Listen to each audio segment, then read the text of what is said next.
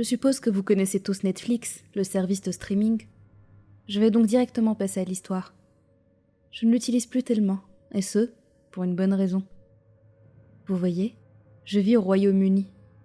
Et il n'y a pas grand-chose à regarder sur la version anglaise de Netflix, en ce qui concerne les séries, comparé à la version américaine ou canadienne.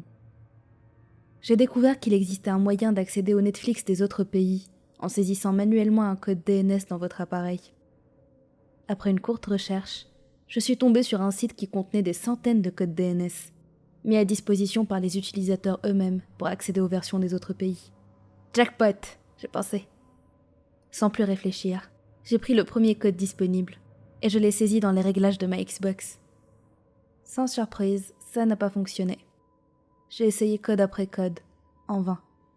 Quel est l'intérêt d'un tel site si aucun des codes ne fonctionne ? Mais je ne voulais pas laisser tomber aussi facilement. J'ai donc continué à faire défiler des pages et des pages de code, en les essayant un à un sur ma console. 1 heure et 12 pages plus tard, je commençais à perdre patience et j'étais sur le point d'abandonner. Un dernier et j'arrête, j'ai pensé.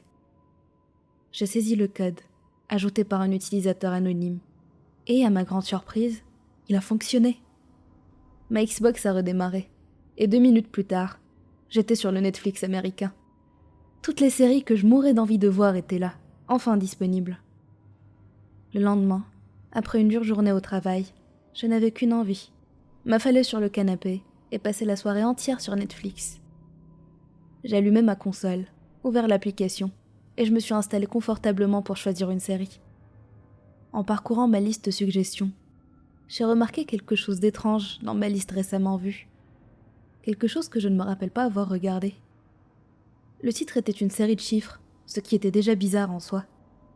Et l'image n'était qu'un rectangle rouge, contrairement aux séries et films habituels qui présentaient une affiche ou une scène. Très intriguée, j'ai rapidement noté le titre et je l'ai ouvert. À ce jour, je regrette toujours de l'avoir fait. Au début, il n'y avait qu'un écran rouge fixe, remplacé quelques secondes plus tard par une tête de démon hideuse qui grossissait et grossissait, avant que je ne puisse comprendre ce que je voyais.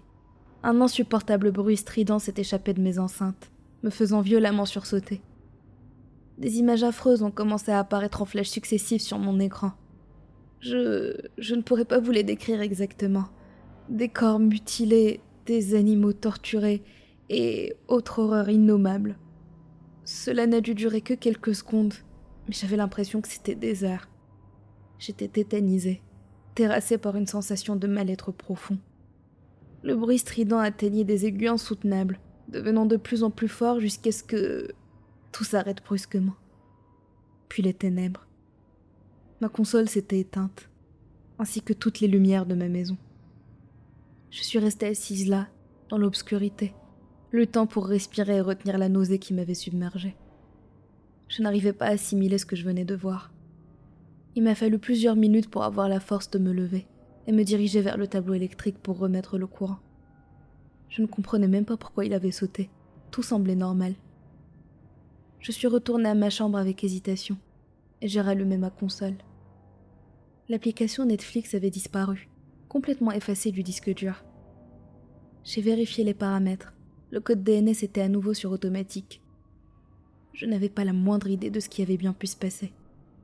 Je suis retournée sur le site où j'avais trouvé le code pour le signaler ou éventuellement parler à un modérateur, mais il avait aussi disparu. J'ai cherché partout, mais j'ai vite dû me rendre à l'évidence que le site entier n'existait plus.